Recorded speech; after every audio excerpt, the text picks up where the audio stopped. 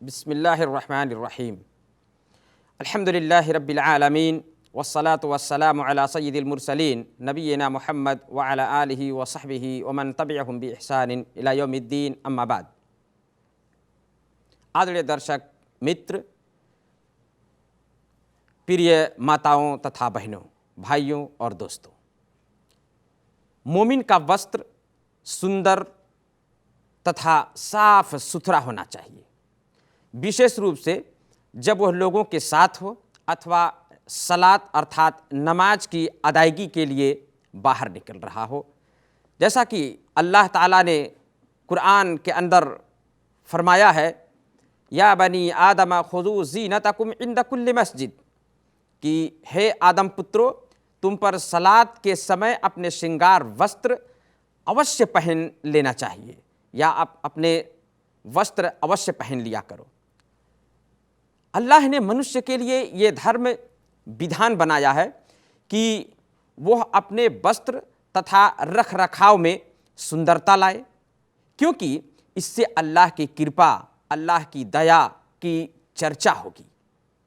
अल्लाह का फरमान है कुरान के अंदर, अल्लाह ताला ने कहा, कुल मन हर्रमा ज़ीनतल्लाहि अल्लती अखरज लिइबादिही वत्तय्यिबातु मिनर रिज़्क़ कुल हिया लिल्लज़ीना आमनू फिल हयाति दुनिया खालिसतन यौमल क़ियामा। अल्लाह ने यह कहा इस आयत के अंदर कि आप कह दीजिए कि कौन है जिसने गुलामों के लिए भी वस्त्र निकाली गई अल्लाह की श्रृंगार वस्त्रों तथा पवित्र जीविका को हराम कर दिया है। कौन है जिसने हराम कर दिया है? आप कह दीजिए कि यह वस्तुएं जो सांसारिक जीवन में मोमिनों के लिए भी हैं, वही महाप्रलय के दिन केवल मोमिनों के लिए ही विशेष होंगी। हम इसी प्रकार समस्त अपनी चिन्हों को समझदारों के लिए स्पष्ट करते हैं अर्थात बयान करते हैं। आदरणीय दर्शक वृंद, प्यारे मित्रों तथा भाइयों और बहनों, वस्त्र से कई आवश्यकताएं पूरी होती हैं। उसमें से एक आवश्यकता प्राकृतिक लज्जा शर्म के अंतर्गत पोशाक द्वारा, वस्त्र द्वारा, लिबास द्वारा लोगों की दृष्टि से इंसानी जिस्म के विशेष अंगों और अंग को छिपाए जाते हैं। जैसा कि अल्लाह ताला का फरमान है, अल्लाह ताला ने कहा कि या बनी आदम कद अंज़लना अलैकुम लिबासन युवारी सौआतिकुम, कि है आदम पुत्रो, ऐ इंसानों, हमने तुम पर वह वस्त्र उतारा है जो तुम्हारे गुप्तांगों को ढांकता है, छिपाता है। इसी प्रकार सबसे बड़ी और मूल उद्देश्य और आवश्यकता ये भी पूरी होती है कि वस्त्र सर्दी हो गर्मी हो, हानि से मानव शरीर की रक्षा करता है, बचाता है। सर्दी गर्मी मौसम परिवर्तन, वातावरण परिवर्तन का परिणाम होता है तथा प्रहार और हमले आदि से इंसान के जिस्म को, इंसान के शरीर को जो इससे पहुंचती है वातावरण के परिवर्तन से, उससे इसको बचाता है।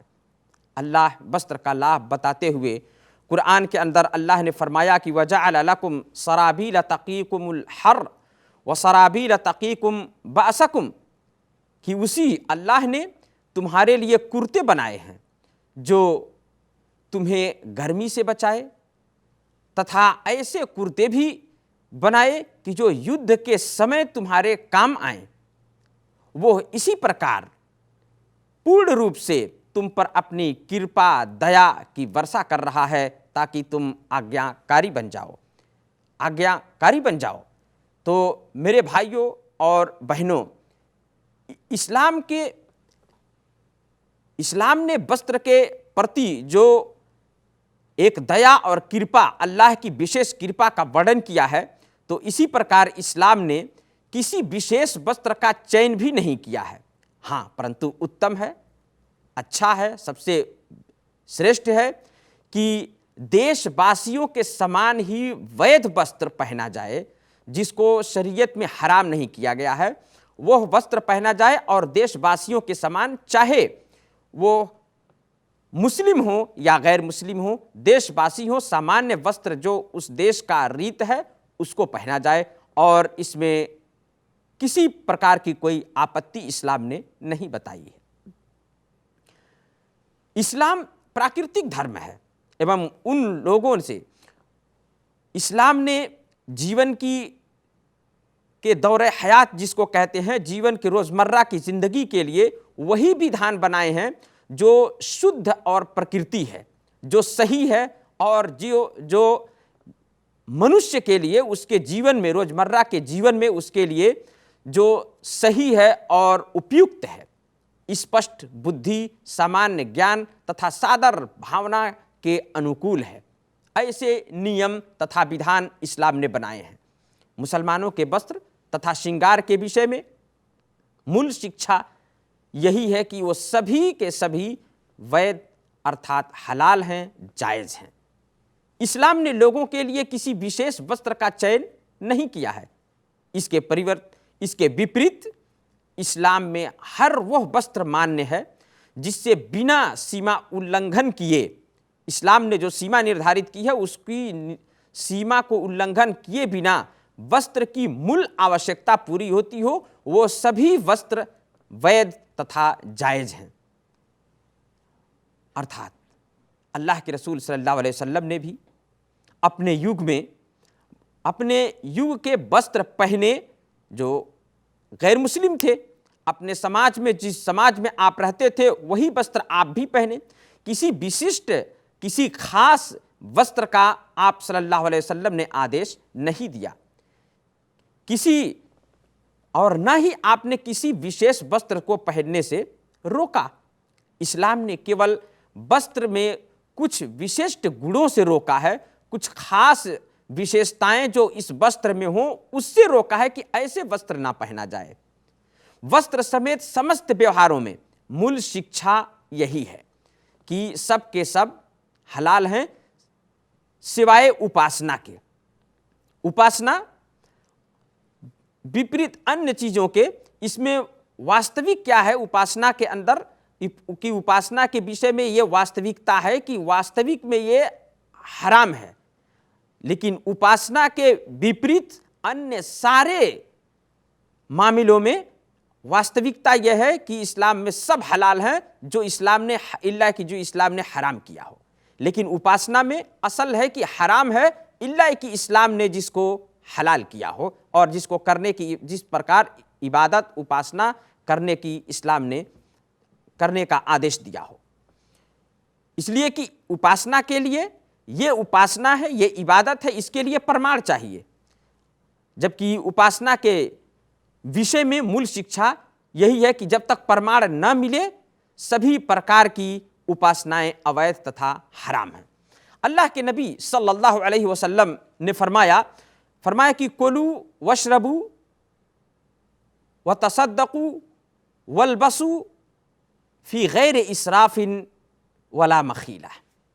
नबी सल्लल्लाहु अलैहि वसल्लम ने पूर्ण रूप से इस बात की घोषणा कर दिया। आपने क्या कहा? खाओ, पियो, दान करो तथा बिना इसराफ किए, बिना अनर्थ खर्च, अनावश्यक खर्च किए, अहंकार और बिना अहंकार वाले वस्त्र पहनो। ये इस्लाम की शिक्षा है वस्त्र के विषय में और इस्लाम ने इसी पर जोर दिया है। इस्लाम में कोई अहंकार वाला लिबास पहनना निषेध किया गया है। इसी प्रकार और इस्लाम के अंदर जो विशेषताओं अर्थात गुणों वाले लिबास अर्थात पोशाक वस्त्र वर्जित अर्थात हराम हैं, उनकी विशिष्ट सूची है और इंशाअल्लाह आपके सामने उसे भी प्रश्न किया जाएगा। अल्लाह से दुआ है कि अल्लाह ताला हम सबको इस्लाम की शिक्षाओं को जानकर उसी के बमोजिम अपने जीवन के सारे कार्य करने की तौफीक प्रदान करे और हमें उसी पर कायम और उसी पर दृढ़ रखे। आमीन। वसल्लल्लाहु अला नबीना मुहम्मद व अला आलिहि व सहबिहि वसल्लम।